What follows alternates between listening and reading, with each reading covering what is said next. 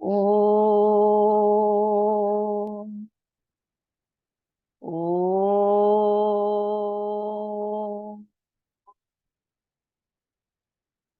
Om.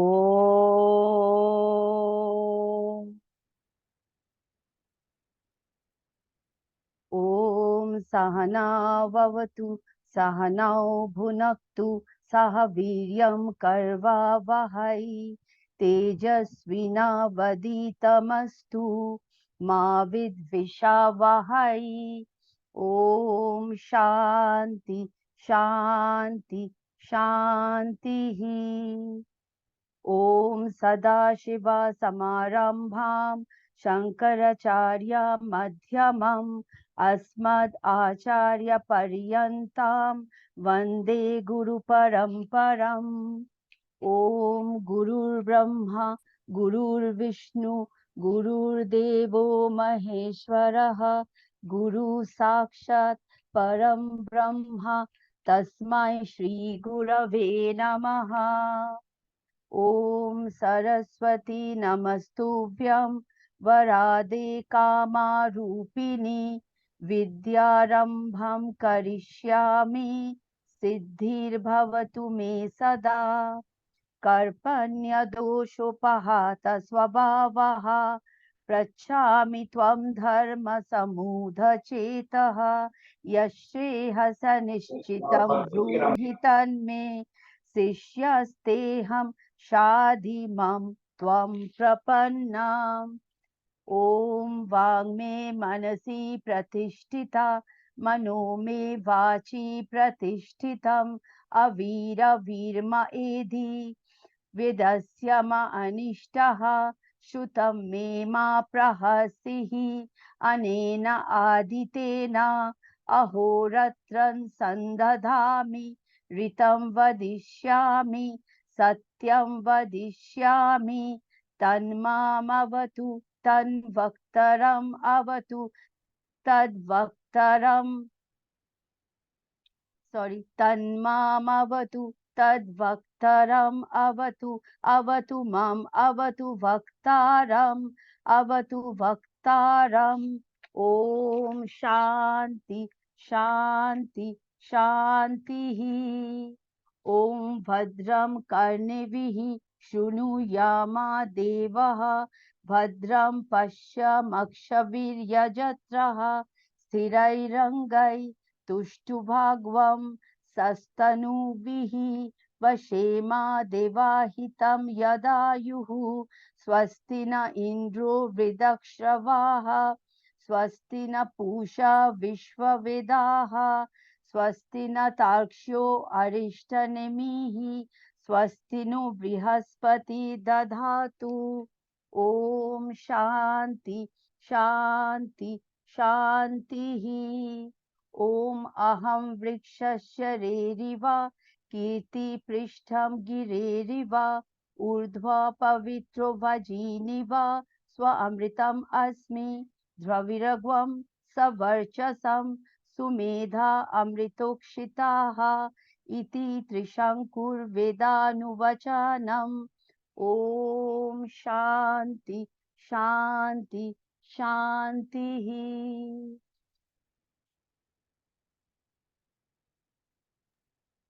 Thank you, Kakoli.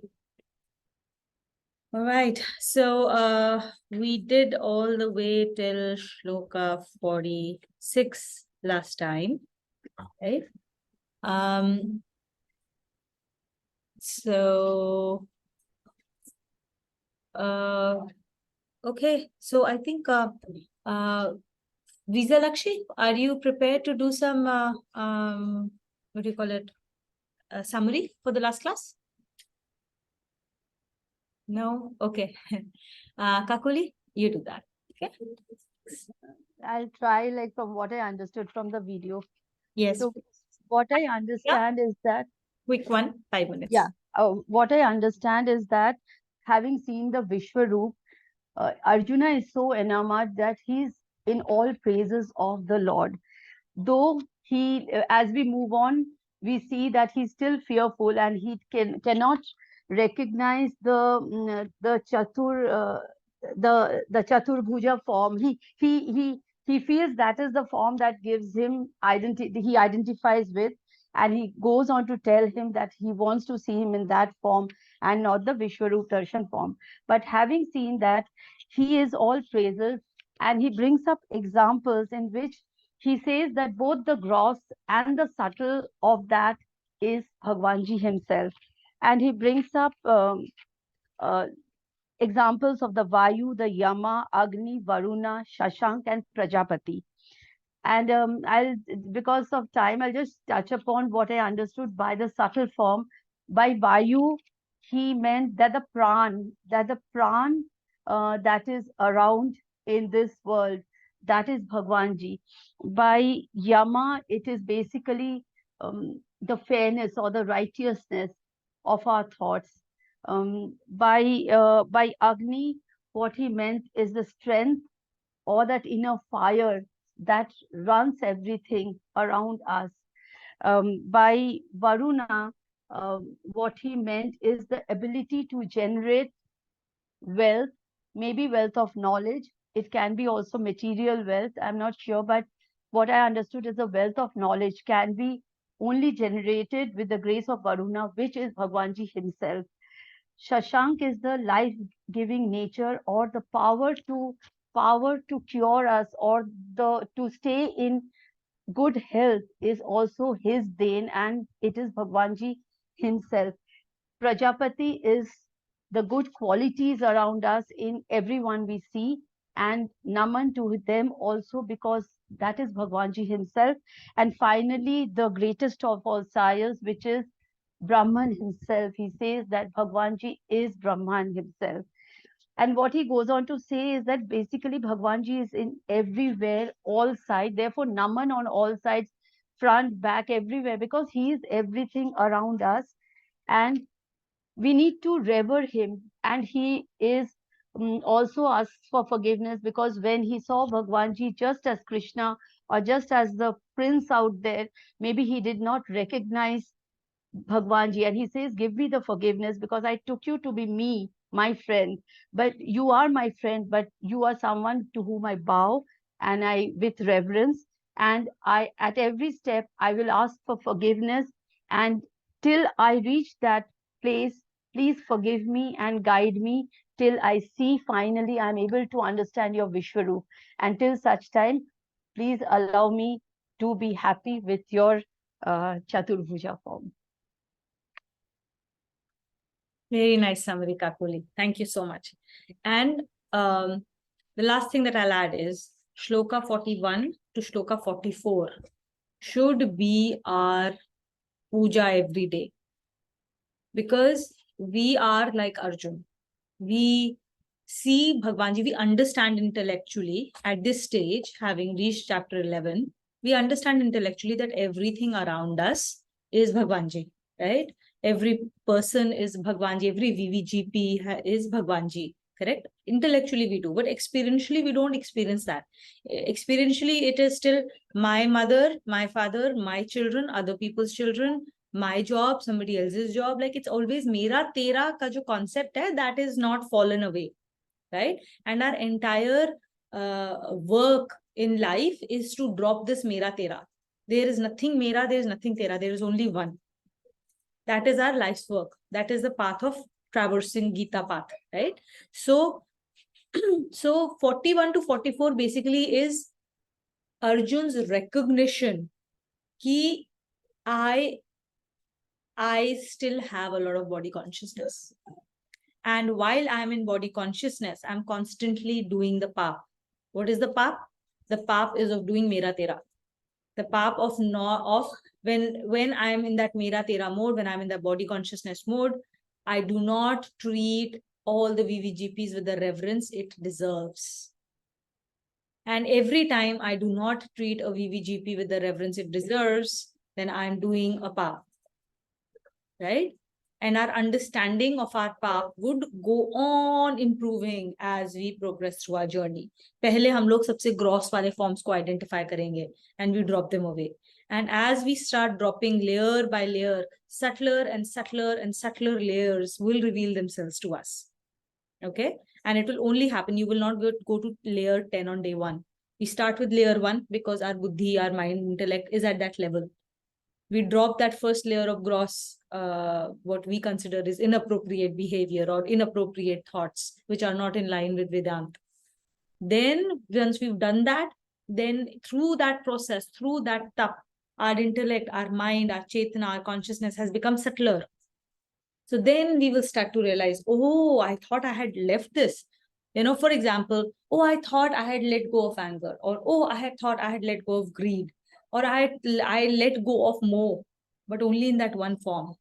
Then you will discover a second layer. Then you will discover a third layer, right? And each time we keep getting purer, subtler, and less gross of beings and less and more subtler beings, right? So this is his recognition of this fact and is constantly asking Bhagwanji's forgiveness for this path that happens on a daily basis. This is what we should be asking, his forbearance, and saying that I understand this will happen. I seek your forbearance and your guidance. Forgive these mistakes. Make me go further on this path along with you, right? So that is what we should be praying to Bhagwanji on a daily basis. So we'll go to Shlok 47. Okay, Anita, will we start with you? Yes. Okay. So Shlok 47. Visalakshi, we are on chapter 11, Shlok 47, right? Perfect. Okay. So let's start. Now the Lord prepares to revoke his cosmic form and says, Shri Bhagavan Vacha Shri Bhagavan Vacha Maya Prasannena Tavarjunedam Maya Prasannena Tavarjunaitam Rupam Param Darshitamatma Yoga Rupam Param Darshita Matma Yoga Tejo Mayam Vishwam Anantamadyam Tejo Mayam Vishwamanantamatyam Yanme Twadanyena Na Drashtapurvam Yanme Tavadanyena Nat Prushtu Purvam. Very nice. Please go ahead and read. The Lord says, in my pleasure, O Arjuna, this supreme form has been shown to you through the power of my yoga. This radiant, cosmic, infinite, primal form has not been seen before by anyone other than you. The background of the vision of the cosmic form, exhibiting his cosmic form, was due to Lord's grace. It was as a result of that grace that Arjuna could witness that supremely radiant, infinite, and primal form. The yoga power of Lord endowed Arjuna with a divine vision, which alone could enable him to witness the cosmic form. After he relinquished the egocentric identification with his physical form and substituted it by the identification of the universal self, this is why the Lord says that the cosmic form has not been seen by anyone before. The identification with the universal self completely removes the sense of anyone else as it embraces everyone. It is in an unbroken expanse of one reality. So the important thing here, two important things to note. One is the cosmic form can only be seen with Bhagwanji's grace. There is nothing you or me can do from an action perspective that will get us to view it. It has to come from Bhagwanji's grace. The same thing that we always say, right? That we can work towards raising our consciousness to the Agya Chakra, but from going from Agya Chakra to the Sahasrara Chakra is his grace alone, right? But there are prerequisites to this grace. The prerequisite is what? So for him to watch that, for him to be able to see it, you can't see it with gyan chakshu or your physical chakshu, right? Physical eyes or your knowledge basis. You cannot understand it. You have to transcend all of that. For that, you need to have divine chakshu, divine eyes, right? And divine vision, which is what was granted to him. But when did Bhagwanji give it to him? Only after Arjun had become eligible for that divine vision. So what do we have to work on? We have to work on increasing our patrata, increasing our eligibility for that grace. So that is important. Ki aisa nahi hai ki we don't have to work at all. We have to work very hard. In fact, we have to work towards becoming eligible for that grace. And what does becoming eligible for the grace mean? It's been very clearly articulated here. He was given this grace after Arjun relinquished the egocentric identification with the physical form. So dropping the body consciousness and assuming universal consciousness or Krishna consciousness. And then he goes on to say that nobody else has seen it before because there is nobody else. When you are in the universal cosmic sense, then there is no one else. It's only me. Got it? Now, interesting thing here is, okay, so now this seems a little bit like against what we just read in the last class, because we're saying that now he got the divine grace once he achieved or he dropped body consciousness and he got into the Krishna consciousness, right? But then we just talked about Shloka 41 to 44, where he's saying that I am, and he's afraid, and why is he, why is there fear? The fear is because one, there is body consciousness with him, and he's asking forgiveness and forbearance from Bhagwanji, and he also recognizes there is also fear because he recognizes, boss, all this life that I have led thus far, look at the way I've led. I have led it in complete, like running after complete mirage. My entire life, I have been running after a mirage. It's been a lie for all practical purposes. And now I want to live the truth, right? So this is the space that Arjun is in. The reason why the way you combine the two is because Arjun is in a space where he has done enough tap to be able to see Bhagwanji or reach Krishna consciousness or be able to understand that at certain points of time. But he doesn't stay in that forever, right? You stay in that, that means you're in a state of samadhi. He hasn't reached that state yet. He is constantly going in and out of it, right? So example would be the way we had thought of before is if you are standing on the balls of your feet, right? You're constantly in imbalance. You can stand there, but you don't stay still in that space for long enough, for a few seconds, and then you will lose your balance. You will move forward, you'll go backward, you'll go sideways, right? So that is the journey that Arjun is in right now. So he gets there, he has worked hard enough to get there, so he gets the grace, but he's constantly losing that balance, and he seeks Bhagwanji's grace only. So at this stage, he has held on to Bhagwanji tightly, right? He has done Karma Yoga, where he has given up his sense of doership completely, right? There's no sense of like, I am so great. He started off with that, right? In chapter 1, I am the great warrior. Let me see who all have come to fight me. So he has moved past that. He has become a true Karma Yogi. He has got his senses under his control. He has got his mind under his control. Correct? He's following the precepts of Vedas to lead his physical daily life on a daily basis. Okay. On top of that, now he has, over the last 6 chapters, 5 chapters, he has now started to understand that beyond the physical way of the right way of living, he has reached a point where he started to understand that everything around him is Bhagwanji. Every VVGP, when he started to say, tell me, how do I identify you? He has reached a state where he fully understands that I need to be constantly in touch with Lord. I have to constantly hold his feet. He has also understood that the Maya casts a spell which is very hard to break. It is impossible for us to break without Bhagwanji's grace. So he has requested Bhagwanji that allow me to constantly hold your feet. Only then I will be able to get past your strong Maya.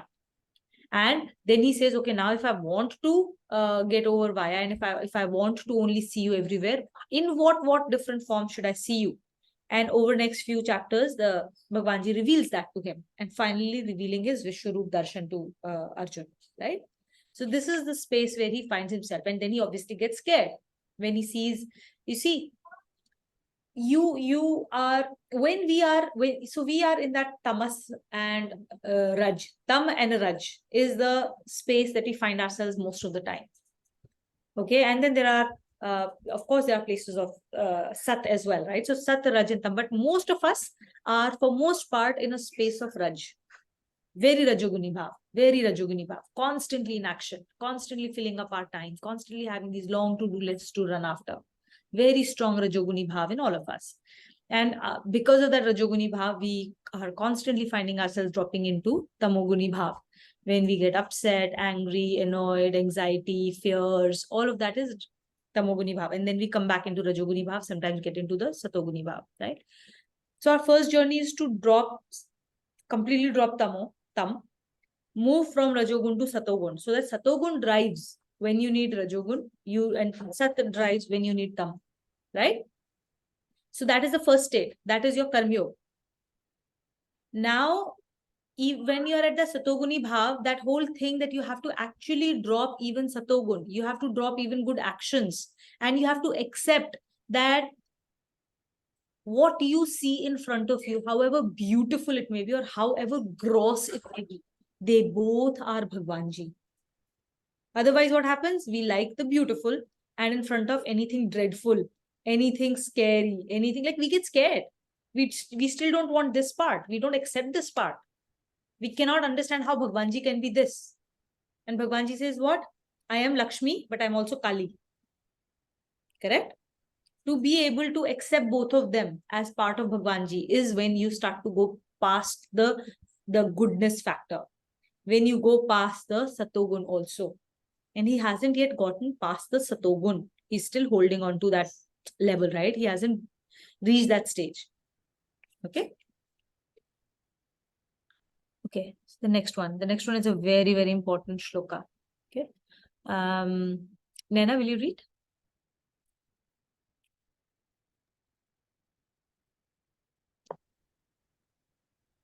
The question arises whether undergoing any course of discipline could enable one to witness the cosmic form, the Lord says.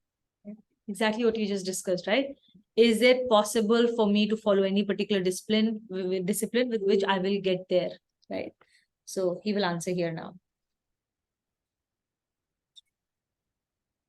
Okay, the third word here, danerna, we will break it down, okay? Daneh, and then na will fall in the second one. Na veda yagyadhyaya nairna daneh. Na veda yagyadya yanairya daneh. न च क्रियाभिर्न तपोभिरुग्रहे न चोक्रियाभिर्न तपोभिरुग्रहे.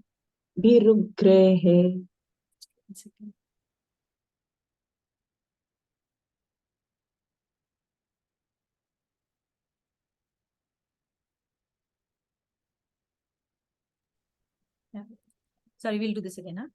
न वेद यज्ञाध्ययनैर्न दानैः न वेद यज्ञाद्य नैर्न दानैः.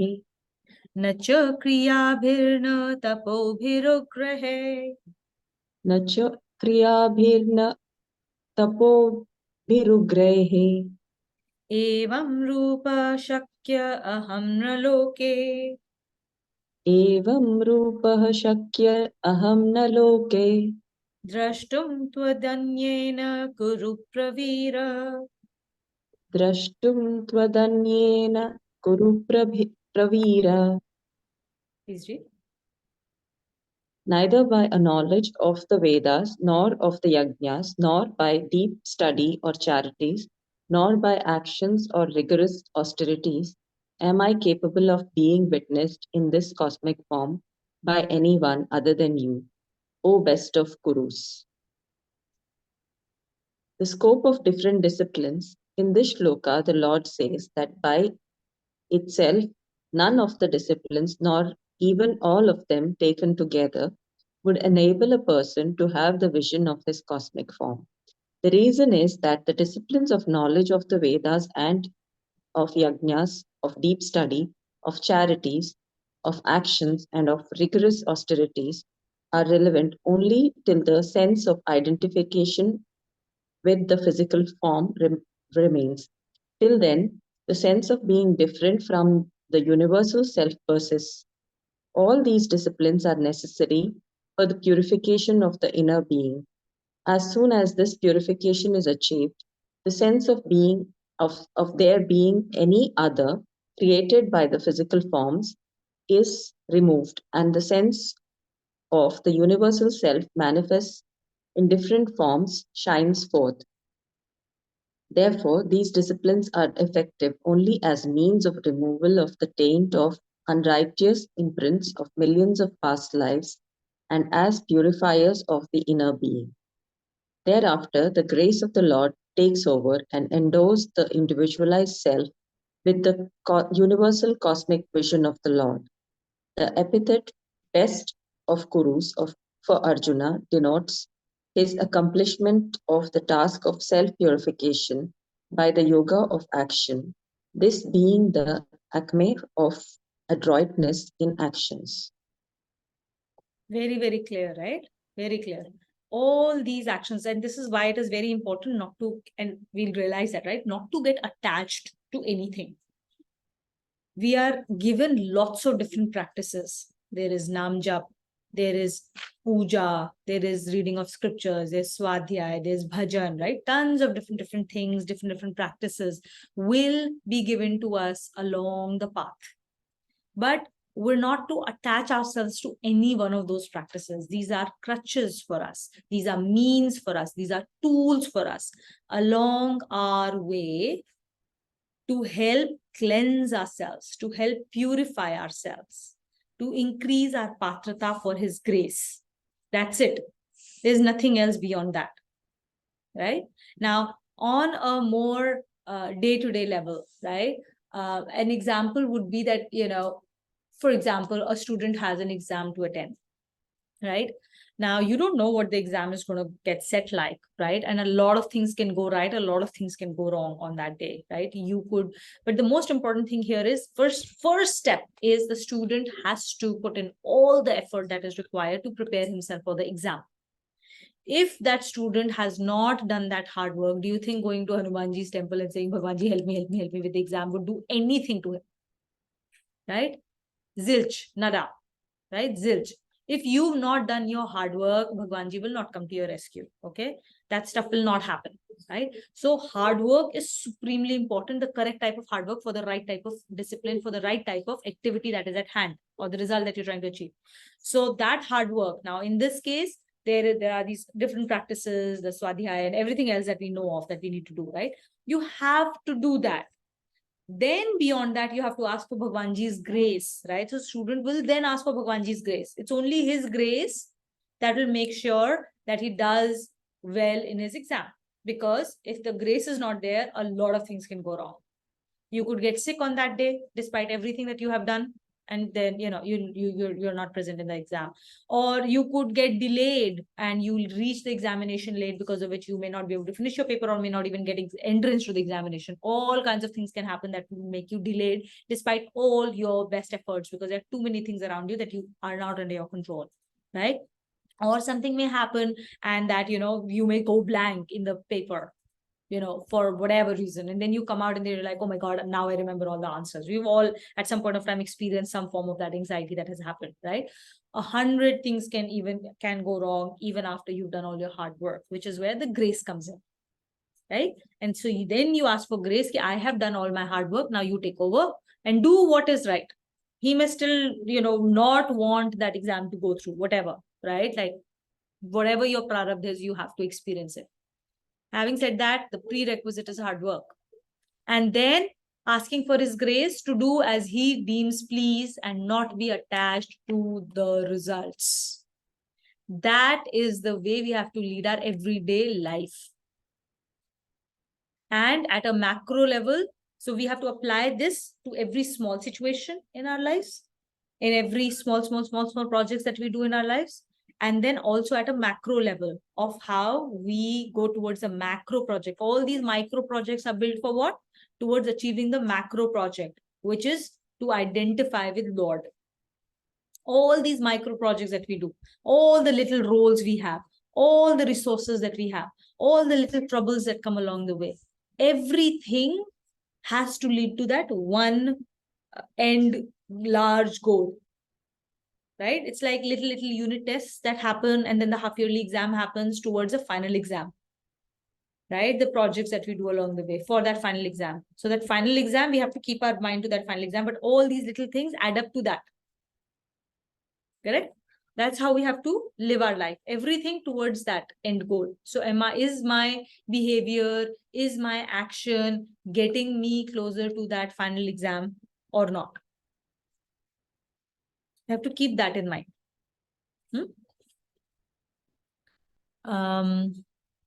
Okay, Sanchita, you want to go with the next one? Connection. Now the Lord invites Arjuna to witness his four-armed vision. Ma te vyatha ma cha vimudha bhavaha. Ma te vyatha ma cha vimudha bhavo. Bhavaha. Bhava. Ma te vyatha ma cha vimudha bhava. Drashtva rupam ghora midrangamamedam. Drishtva rupam ghora midringamedam. Vyapeta bhiprita mana punastvam. Vyapeta-bhi-pritamana punastvam. Tadeva me rupam medam prapashya. Tadeva me rupam midam prapashya. Do not be frightened or deluded by witnessing this awe-striking form of mine. Getting rid of fear and with a cheerful mind, now behold again this earlier form of mine. Prelude to the serene form. In this shloka, the Lord asks Arjuna to get rid of his fears with the help of the knowledge that the cosmic and the serene, are both forms of the one Lord.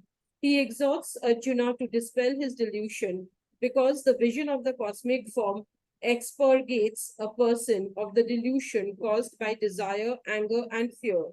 When these corrupting impulsions are eliminated, there is nothing to fear, and then there is nothing but an overwhelming love for the Lord. Beautiful, beautiful. See, this is where now Bhagwanji is exhorting Arjun to understand that both the beauty and the prachand form, both are his forms. But हमारे को क्या होता है कि everywhere we find beauty, we find it easy to connect. But where we don't find beauty, wherever we find that prachand form of him, in any form, the fury, the anger, the disease, right? We find it very difficult to connect to Lord from that perspective, right? So he's saying now you have to understand that both these forms are my forms. Just as birth is me and you celebrate birth, similarly, death is me, celebrate death too. But what happens is that we celebrate birth, but we mourn death, right? In all forms, right? Birth, something comes, you're very happy. Something goes, you're very unhappy. Why? Because we are still attached.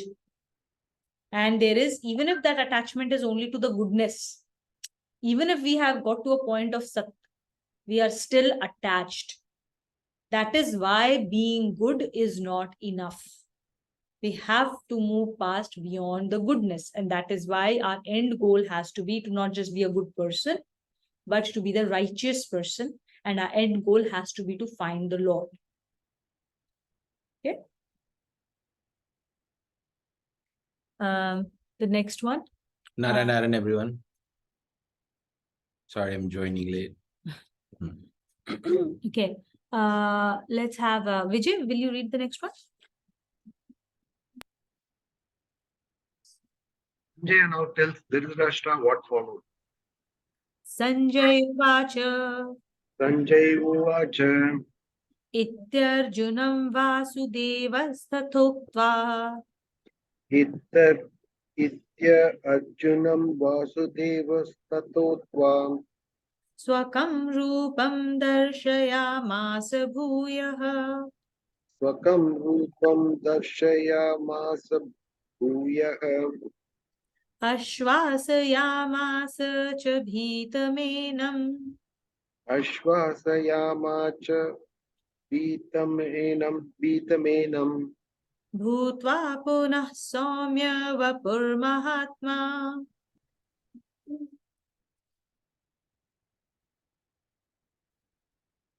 I think he's frozen. It's okay. Just ask someone else to take over. Exalt Lord reassured frightened one, Arjuna, and assumed his serene form. The serene form, the traditional serene form of the Lord, is the four-armed form about which mention has to be made in Shloka 46. Arjuna had expressed his desire to behold the Lord in four-armed form, which has all the elements of reassurance to the devotee that is he alone who is manifest in different forms, and that there is nothing to be distressed about or to be afraid of. Then he assumed the more familiar human form. I think that's straightforward. We'll move to the next one. So, okay, I think I'll see it later. Yeah, because we've just covered Sure, quite a few of covered that. it. Okay. Okay. Visalakshi, will you read the next one with us? Connection. Now Arjuna expressed a sense of relief and gratification.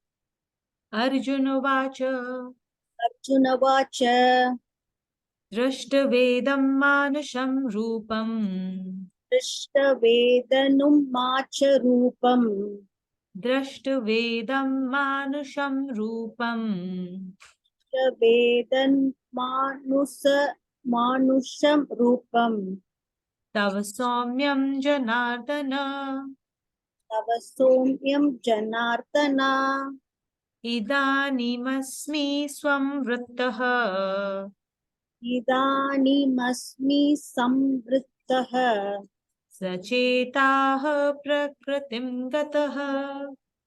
Achetah pramrittah. Arjuna said, beholding your human serene form, O Janardana, I have becoming composed and am restored to my natural condition. Arjuna's composer, the vision of the cosmic form had caused a disturbance in the natural condition of Arjuna's mind. When he saw the physical manifestation melting away and dissolving in the Lord's cosmic form, the vision of serene form now restored him to his natural condition and helped him regain his composure. Excellent. So the last two shlokas now give us a sort of like hint as to why a lot of times we are told that we should have some form. See, we are beings who are very gross in nature, right? Like we're not very subtle beings. You're not light beings, correct? So our mind, our intellect, everything is limited, and we need everything in Namrup form. That is why when we do puja or when we do focused concentration, we need some Nam or Roop, which helps us focus. Whether that Nam Roop is in the form of an idol, whether that Nam Roop is in the form of a mazar, whether that Nam Roop is in the form of a chant, a sound, something has to be there. Some form of Nam Roop has to be there. It helps us focus, and it is also something we identify with. When we are pushed beyond that limit, before we are ready, which most of us are not, it is very difficult for us to behold that and stay in composure. Okay, that's why step by step by step. At some stage, when we reach that stage, when Arjuna reaches a stage of samadhi and he's connected to the Lord, then there is nothing to fear. And then all these other forms and other crutches that we talk of, everything falls away by the wayside. So for us right now, Swadhyaya is important, Namjap is important, Puja is important, reading your Gita is important, reminding all of these things, right, are important for us now. Is it important for, say, Babaji or Babuji? No. They don't need these crutches any longer. They've reached that stage. Yet they will do this. Why? To show us what to do.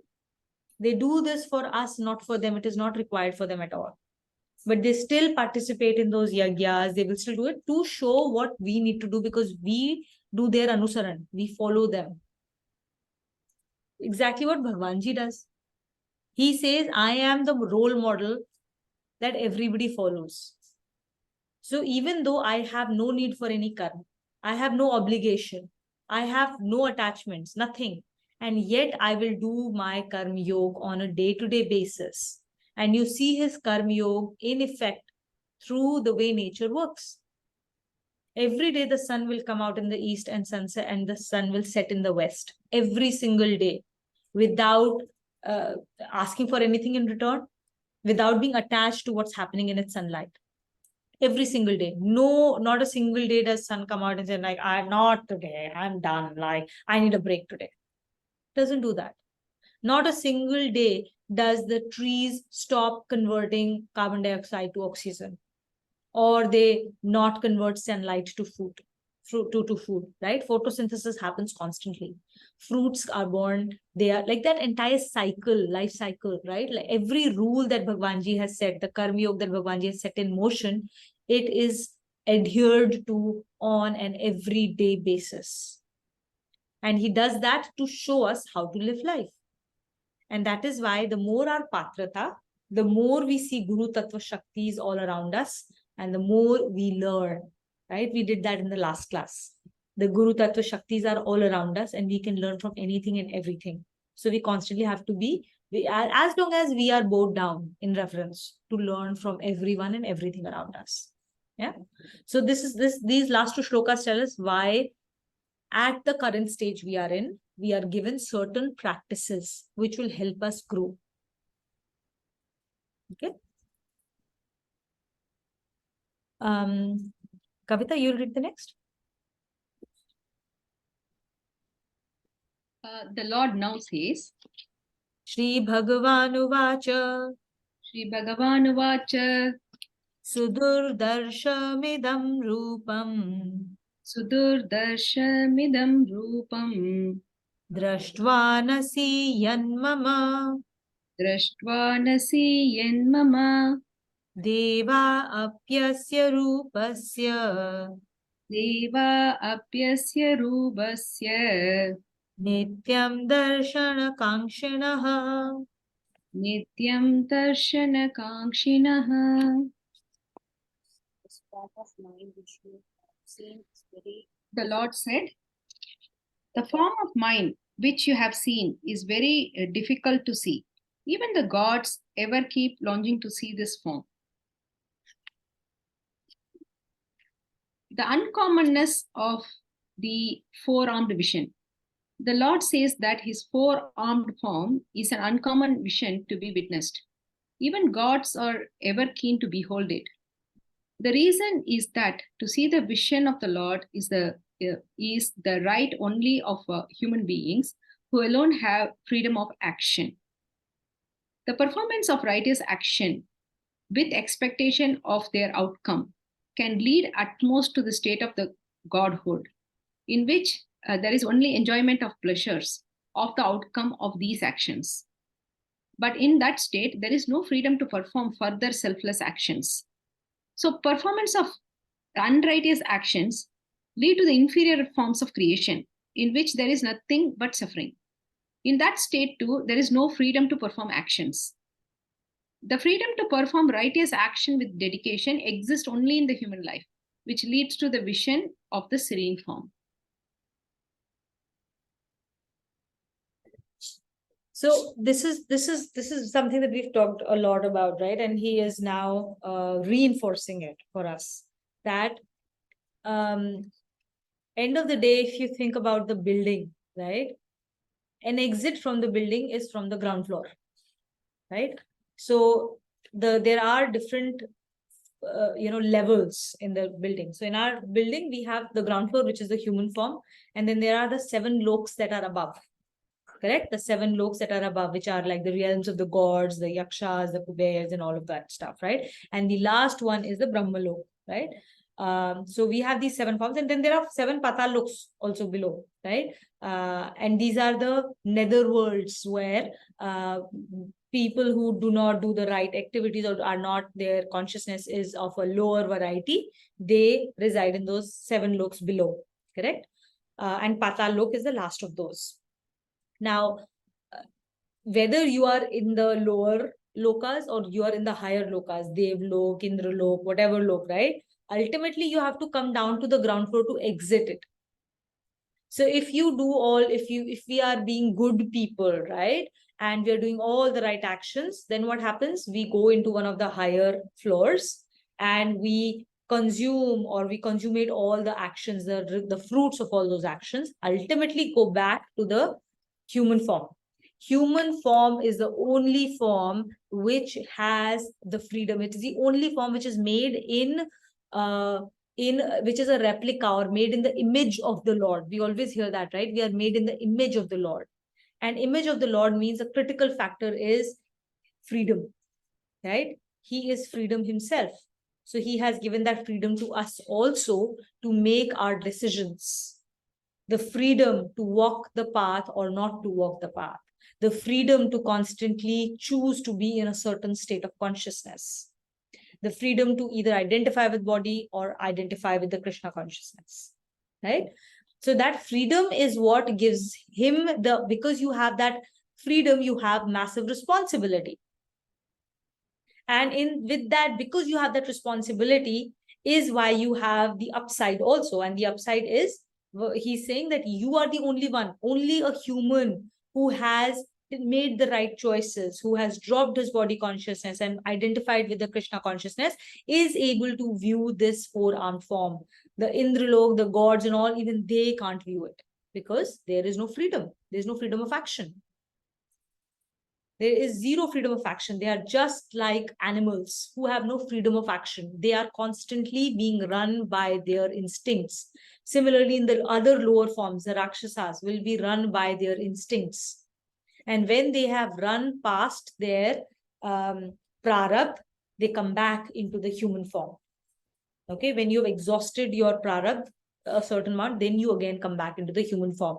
So it's a very, very, very rare privilege to be in human form.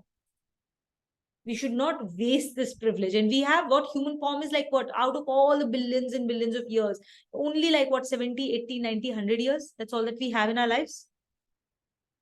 So it's very critical how we spend this time in our lives, what we want to think about, what we want to do every second of the day. It's very precious. And from this one, we can actually have a direct moksha. This is the only opportunity we have. Yes, Visalakshi. So why like the body consciousness, within the body consciousness also, the Krishna also within the body consciousness, right? Why we want to leave the body consciousness? The higher state is the Krishna consciousness, right? Krishna is not in body consciousness at all, Visalakshi. Krishna is Krishna consciousness. Yeah. He adopted a body as a tool of his own volition to do certain activities on the earth for the benefit of his to the benefit of his devotees. He's not in body consciousness. He understands his body is a tool. He has adopted it of his own Maya. Okay. So there's nothing wrong with body. There's nothing wrong with Maya. The difficulty is when we start to identify this body is Tuhina. Because it is not Tuhina. Today this is Tuhina. This is being called Tuhina. This body is being called Tuhina. There is a certain role that has been attached to this body. And then what do I do? Then I get attached to this idea. And then now I do everything to serve this body. Make it look beautiful, make it look healthy, and then anything that happens, I do everything to preserve this body and the roles. And when I say body, it's not just the physical body, but also my sense of who I am, my thoughts, my emotions, what I possess. So I am Tuhina. Now this is my husband, this is my mom, this is my father, this is my house, this is my children. And I do everything for that. Everything outside of what I consider I, me, myself, and mine is what is not me. That is body consciousness. This is me, this is someone else. That is what needs to drop. And Krishna is, even though he's in a body form, does not operate from that consciousness. Make sense? Yeah, I think you covered that. Kavita also. Yes, Kavita. Oh, yeah. Here the freedom you were mentioning is a free will, right? A free will only human has. Absolutely. Okay. There is one more question, but here he was saying, like, Lord is saying the freedom to perform righteous actions with dedication exists only in the human life, which leads to the vision of serene form, right? But how Arjuna got the cosmic darshan? Because he asked for it. In the beginning of the chapter, in the Vishwarup Darshan, he asks Bhagwanji that I want to see your cosmic form. I want to see your real form. And if you remember, Bhagwanji gave him divine vision to be able to see it. You can, because this is material, the same thing, it's made of earth. We can only see a particular form that this earth eye or the sansaric eye is able to behold. So Arjun was able to experience it because Bhagwanji himself gave him divine vision.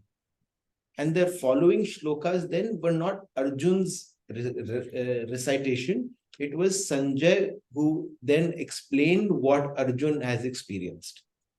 Because you cannot see Bhagwanji, you can only experience Bhagwanji. And to know Bhagwanji is to become one with him. And that's what we learned in chapter 9. When you know divine knowledge, you become one with that knowledge. Right? But it's just that Arjun, when he saw the whole cosmic form, it was, as we read, the cosmic form, he saw what he wanted to see. So he saw the end of the war. He saw that he won the war. He saw all his desires also manifest. And that frightened him. It was overwhelming for him. His physical body, his human form couldn't possibly process it. So he said, can you go back to that serene form which I can relate to? Which in this body I find calming. And that feeling and experience of calming is what is a divine experience. Does that make sense? Did I answer your question or not really? No, I think it definitely makes sense, the serene form. And so for our human life, the purpose is to serene form. Serene form. No, you see the serene form, but beyond that, the point is that if you have been able to leave your, serene form is everything is good. You have to go past that. You have to leave the Satogun. In serene form, everything is, you have to leave that. Ek second, she's saying something different. You're saying something completely different. Okay. When we get a vision of Bhagwanji, if we reach that state where we become one with Bhagwanji, but you will see the Nirgun form, right? But for us to relate to Bhagwanji, we relate to him the way it makes most relatable to us. That's why there are so many different idols and stuff for us to find relatability to. Correct. But you don't get attached to each one of those forms. Correct. But right? When she asked, like, why did he show the divine form? I asked, here the last sentence it is saying that only in human life, which leads to the vision of serene form. But how for Arjuna, he showed the cosmic form, and what is the reason of he's showing the cosmic form to Arjuna. That's what that is. So the reason is what Abhinav said in the first sentence when he started his answer. When chapter 10 finished, you remember in chapter 10, he had made the mistake of telling Bhagwanji, tell me about all your vibhutis. And then Bhagwanji said, I can't tell you all my vibhutis because there is no end to it. But I'll tell you some of my prime vibhutis. Correct? He started off with that. Then by the time we reached chapter 11 now, Arjun recognizes that it is not possible. And he had started to say, okay, show me what you want to, right? At that stage now, when he starts chapter 11 in Shloka 3, he finally tells Bhagwanji that, "Oh Parmeshwar, what you say about yourself is just so. Now I wish to see your divine form." Your He imperishable asked self. for it.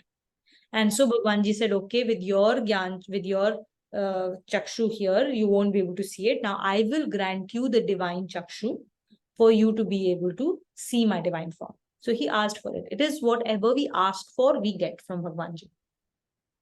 Right?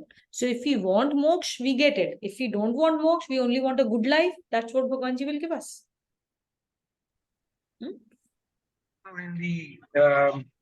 In the Vishwarup form, he was showing that like all the good and bad warriors also going into his mouth. That's the kind of statement that it starts with, right? And that's when Arjun gets more clarity also, right? Like whether you are doing this thing, ultimately you are going to get dissolved. That is a complete dissolution is what we are talking about. Correct. So that's the thing, right? Like you'll have to elevate above that point of being good also. That's what it's all about. So it's all getting going to get dissolved into one form of Lord. So the showing in a serene form is, as Satrina and Abhinav said, it's for, okay, I want just a vision of you. So if I want to try to understand you better as a God, so that gives a different perspective altogether. Exactly. So the freedom to perform the righteous actions with dedication exists only in human form. And that is what leads to you being able to see his divine form, right? The serene form, the Chaturabhuj form. But the important thing is that what he does show in the divine form to him, and what we need to learn and understand is exactly this, that there is a serene form where everything in our life goes well, right? That's what we ask for when we are not subtle enough in our intellect. Our prayers are very basic. Bhagwan ji sab acha ho jaye bas, hai na? Bhagwan ji sab acha ho jaye, sab badhiya rahe life mein, right? That's what we ask for. The prayer, that prayer is a very is not a very evolved prayer, right? When Bhagwan ji shows his divine form, what he says, jo acha ho raha hai, jo bura ho raha hai, wo sab Bhagwan ji hi hain. That's him. And that's what we need to get accustomed to and accept and be happy in everything. Birth and death, evolution, dissolution, disease, health, Any VVGP. any VVGP that happens. If you can stay Instead of happy, asking for Bhagwan ji ki sab acha ho, instead say, whatever you will do, give me the strength to see you in every situation. Give me the ability to connect with you in every situation. If we can connect with Bhagwanji in every situation, then there is no fear left anymore. and Because in that situation, we see Bhagwanji everywhere, and Bhagwanji is taking care of me. Everything is rigged in my ultimate welfare. So then what is there to fear about? and intellectually, we all understand. Hmm. We have only 40 or 50 years left with this body.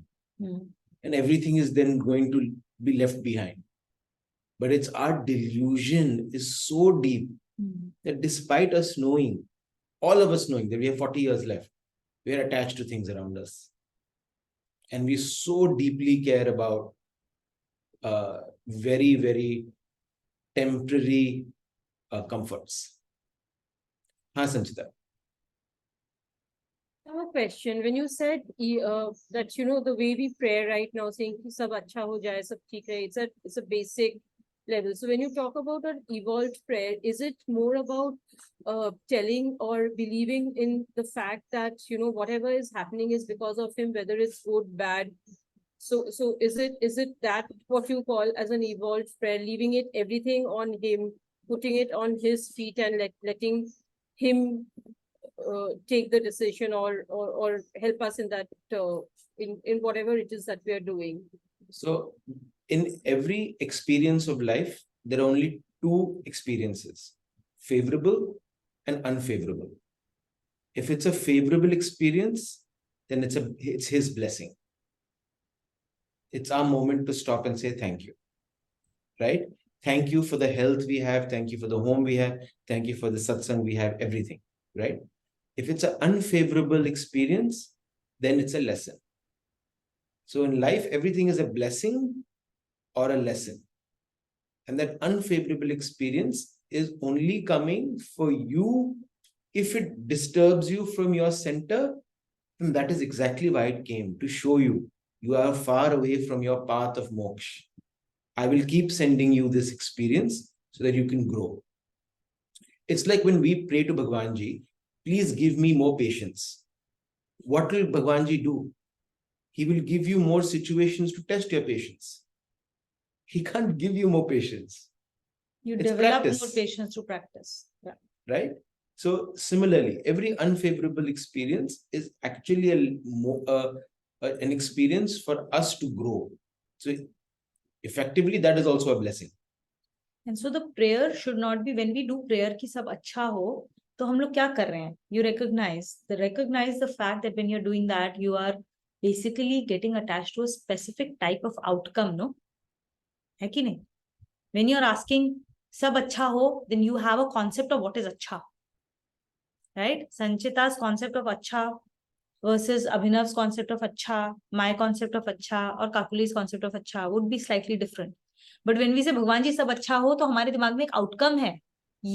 This is the world I want to see in future. And that's your attachment. And that's attachment. Desire. That's why it is lower form of prayer. क्योंकि उसमें desire है, उसमें एक attachment है to outcome. How can that be higher form of prayer?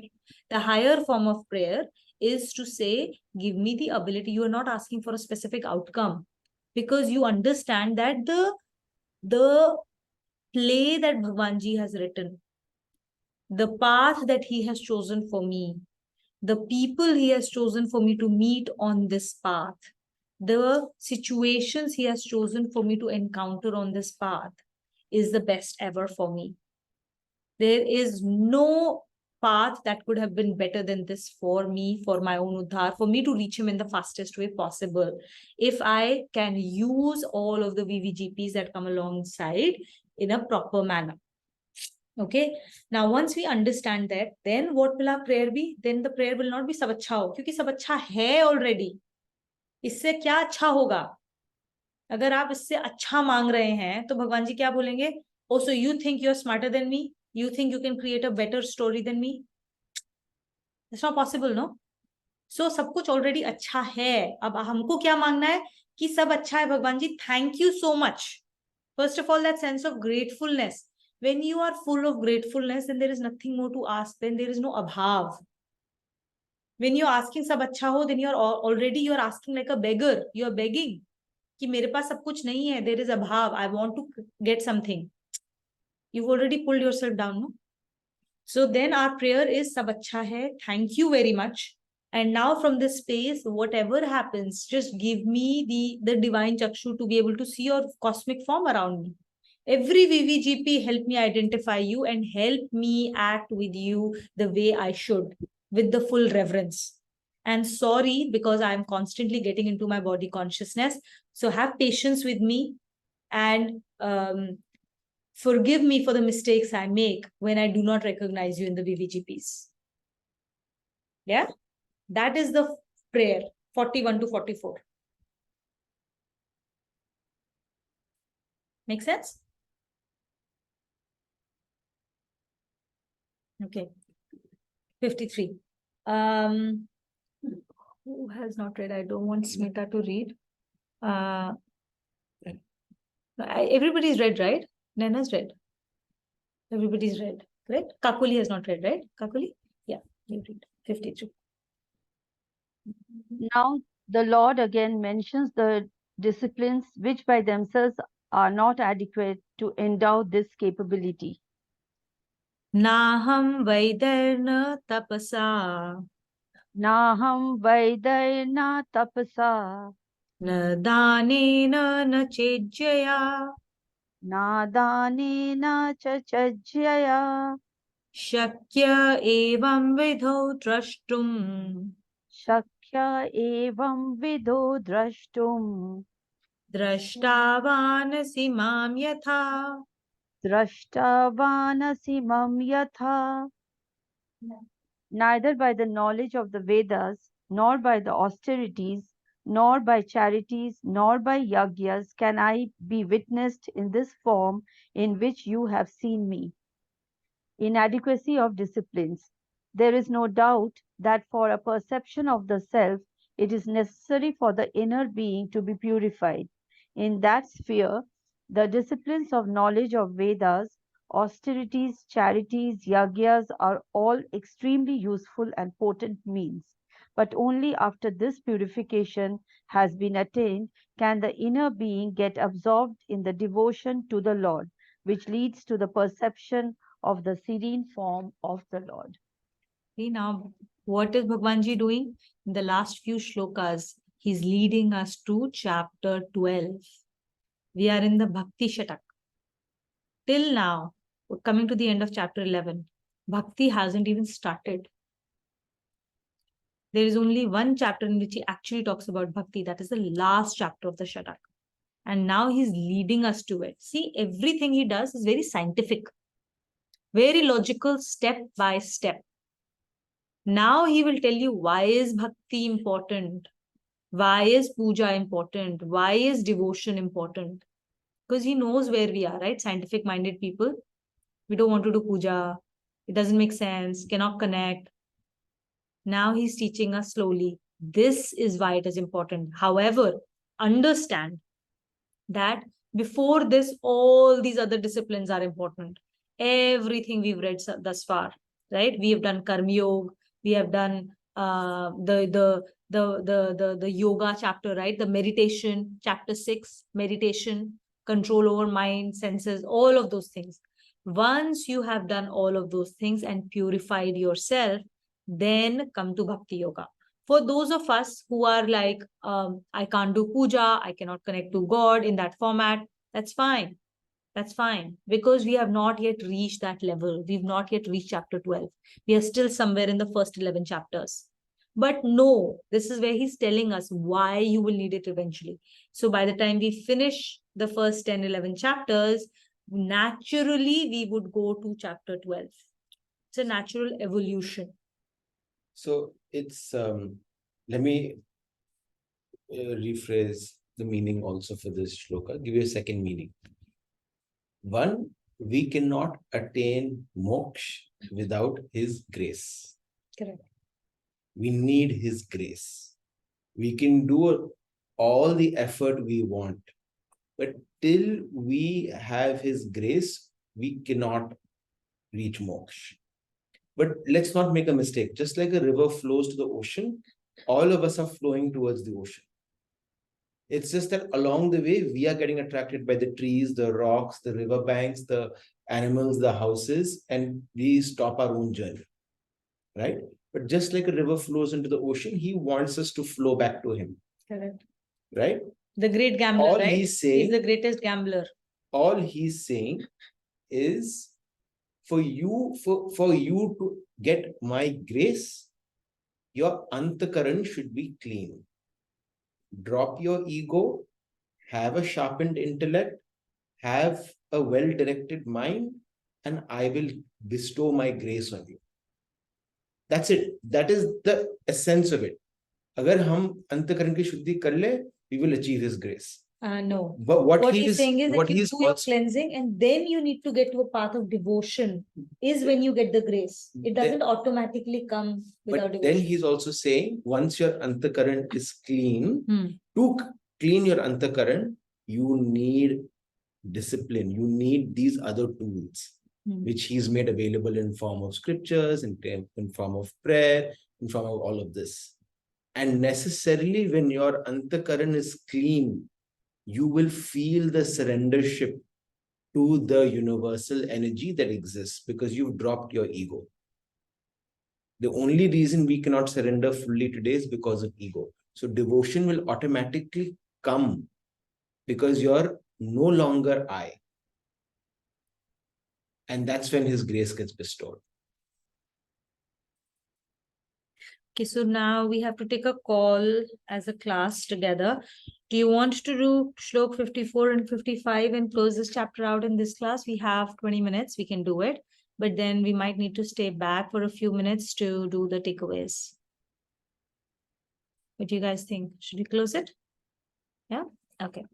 Let's do that then. Anita, you there? For the first one. Or we can ask. Yes, I am. Yeah. Anita, you want to do Shloka 54? Yes, we can.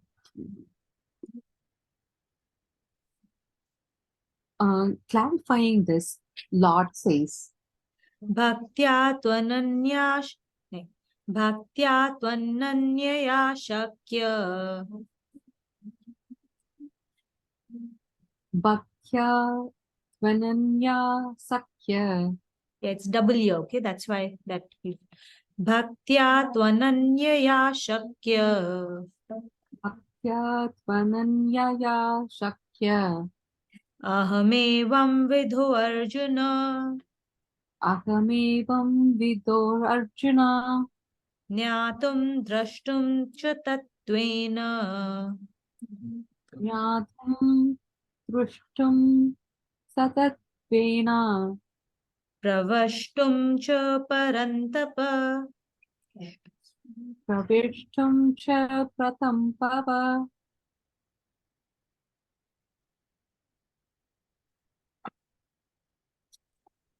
It is only by single-minded devotion that I, in the form, am capable of being known, perceived, and attained in reality, O Parantapa. The supreme importance of devotion.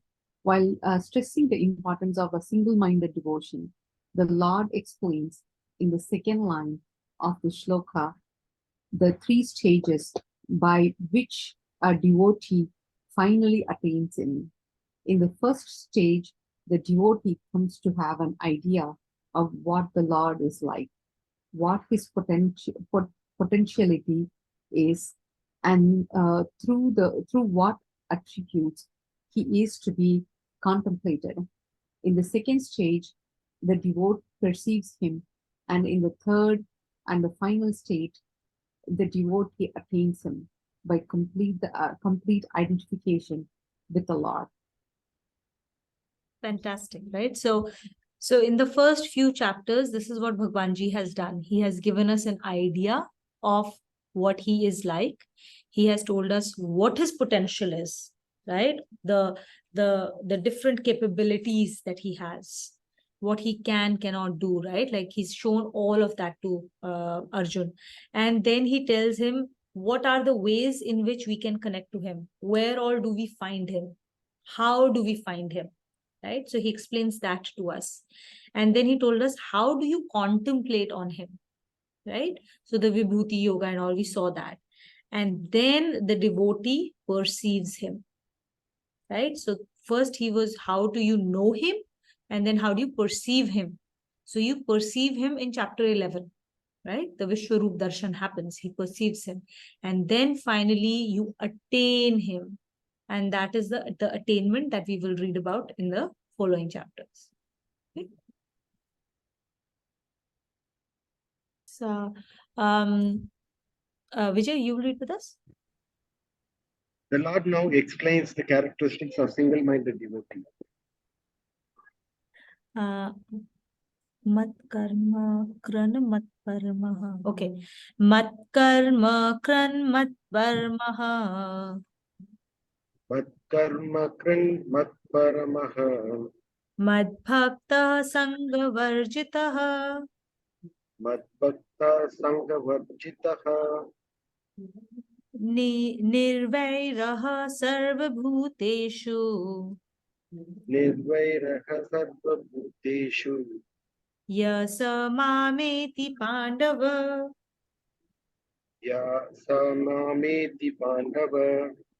O Pandava, a person who does all his actions for me, who is totally dependent on me, who is devoted to me, who does not covet anything from anyone, who does not entertain malice towards any being, such a person attains me. The characteristic of a devotee. In this shloka, the Lord mentions 5 characteristics of a person who has single-minded devotion for him. They are as follows. Actions for the Lord. A single-minded devotee perform all the duties with the conviction that all action connected therewith are done with the power of the Lord and for his adoration. All forms of worldly relations are relationships only with the Lord. The difference in behavior may be conforming with the different forms, but in all different modes of behavior, dealing is only with the God, with the Lord. So this is the point of freedom that Kavita was mentioning earlier. That everybody does action. All animals do action. All human beings do action. The freedom is not choosing the action. Action to we have to do. It's the bhav behind the action. That's the only real freedom we have. And that's the only real freedom we need. If we don't do our action, somebody else will come and do their action. It'll happen. It's the only thing that we have to be aware of is every action that we do, what is the bhav? Is it for him? And in reality, everything is for him. Because if you're doing it for yourself or anybody else, we are all souls. And we all have a part of him. So we're always doing it for him and his pleasure. It's just that that's in very different forms. Continue. Dependence on the Lord. A single-minded devotee has conviction that the Lord is ultimate refuge and he can give ultimate protection. The devotee sees the Lord's gracious dispensation and his unbounded love in all circumstances of his life. Even seemingly unfavorable circumstances show the Lord's concern to save the devotee from pitfalls, and favorable circumstances show his benevolence. Devotion for God. So on point 2, dependence on the Lord, right? We all practice it without saying these words. We all use phrases like, it's all for the best, right? We know it's all eventually going to work out for our ultimate welfare. And if you ever want to experience dependence on the Lord, just look at anybody in an extremely difficult situation. Any human being in the world. Their first and natural reaction will be to go and pray to God, even if it's an atheist. They'll come into a situation, they will go, please, Bhagwan, do whatever it takes, make my wife better, make my son better, make my parent better, make myself better. Right? There is a natural inclination we all know and experience about dependence to the Lord. It's just that when things are favorable, we tend to say, this is because of me. And that is our delusion. When things are favorable, we like to take credit. And when things are unfavorable, to an extent where we can't handle it, we like to depend on God. What Bhagwanji is saying, you already know this to be true. So why not just depend on me for everything? And that is the characteristic of a devotee. Continue. Devotion for the Lord. The devotee's mind is always observing the thoughts of the Lord. Even the slightest deviation from those thoughts is unwelcome. Absence of covetousness. Such a devotee has no craving for favorable stance from any person, occurrence, or situation in the world, as he pins all the expectation only on the Lord. Contact with any person, occurrence, or situation provides only an opportunity for performance of duty with great pleasure and without expectation of anything in return. Absence of malice. This is most effective test for single-minded devotion. Such a devotee harbors no malice or ill will against anyone, nor is there a tendency to find fault with anyone. For the devotee, the Lord is everyone, and so there is no place in devotee's heart for any ill feeling for anyone. The words spoken by such devotee are full of sweetness, and the entire personality of devotee radiates the rays of love. Thus, in Upanishad of glorious Bhagavad Gita, the sons of No. We'll do that in Hindi. Okay. Sanskrit. I think this was also. Yeah, I think this is self-explanatory. The only thing is, like, when you say the words of the devotee are full of sweetness and entire personality radiates rays of love alone, don't mistake this to be somebody that you can walk over, right? A person's love would such a person is going to really, really hold others to a high standard with discipline, right? So while the personality is full of love and the words are sweet, that does not mean that, whatever a person asks for, they get, right? So love, or like, that's very important to know. Otherwise, we tend to be like, oh, I just have to be mellifluous and extremely, extraordinarily, sickeningly sweet to everybody all the time. That's not true, right? That's not what Gita is teaching you to be. Gita does not at no point of time says that do not, or like, take anything from people which may be unfair lying down, right? But the way you act, the way you talk, the way you behave would be different from between a person who's a perfect devotee who has achieved these 5 actions, 5 ways of being, versus somebody who has not. So you can still tell your truth, but in a way that's actually impactful. You won't just end up screaming, shouting, or like blaming, or making a victim of yourself, which is typically how we behave when we face with difficult situations or difficult people, right? We end up screaming, shouting, making a victim of ourselves, or making a victim of the other person, right? So that is very important to know when we talk of sweetness and full of love. It doesn't mean a walkover either. Okay, so we close the chapter. Om Tatsaditi Srimad Bhagavad Gitasu Upanishadsu Brahma Vidyayam Yoga Shastre Shri Krishna Arjun Samvade Vishwarupa Darshan Yogo Nam Ekadasho Adhyayah. Hari Om Tatsat, Hari Om Tatsat, Hari Om Tatsat.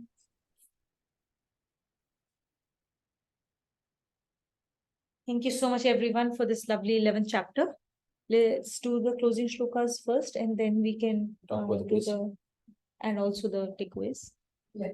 Takeaways we'll do on the group. Okay. Let's do the closing shlokas, Kakuli.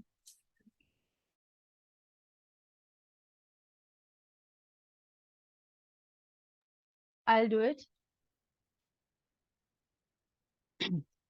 Om Sadashiva Samarambham Shankaracharya Madhyamam. Closing No, shlokas, Kakuli. Om Sarvesham Swasti. Sorry. I know you like the class a lot and we should do more of it, but Om Sarvesham Swastir Bhavatu Sarvesham Shantir Bhavatu Sarvesham Punam Bhavatu Sarvesham Mangalam Bhavatu. Om Shanti Shanti Shanti. Om Sarve Bhavantu Sukhina Sarve Shantu Niramaya Sarve Bhadrani Pashyantu Ma Kaschid Dukha Bhag Bhave. Om Astoma Sadgamaya Tamasoma Jyotirgamaya Mrityurma Amritam Gamaya. Om Shanti Shanti Shanti. Om Purnamada Purnamidam Purnat Purnamudachyate Purnasya Purnamadaya Purnameva Avishyate. Om Shanti Shanti Shanti. Om Om Om.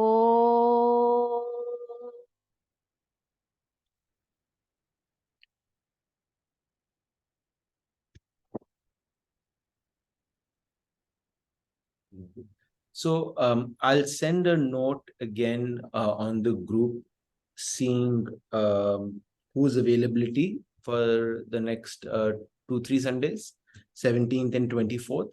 Wherever we have the higher attendance, that's the day we'll do the quiz. Okay. And I think we might need 2 Sundays to do the quiz because it's a very long chapter. It's 55 shlokas. But yeah, we'll see if we can do it in one session. Then we'll condense it a little bit. ठीक है? Excellent. Okay. For the takeaways, let's do the takeaways on the chat group. So everybody, please just share your takeaways on the chat group, and that way we meet our time limit too. And we don't keep Anita far too long. You all have 5 minutes to do manan, and then you can write it. All right.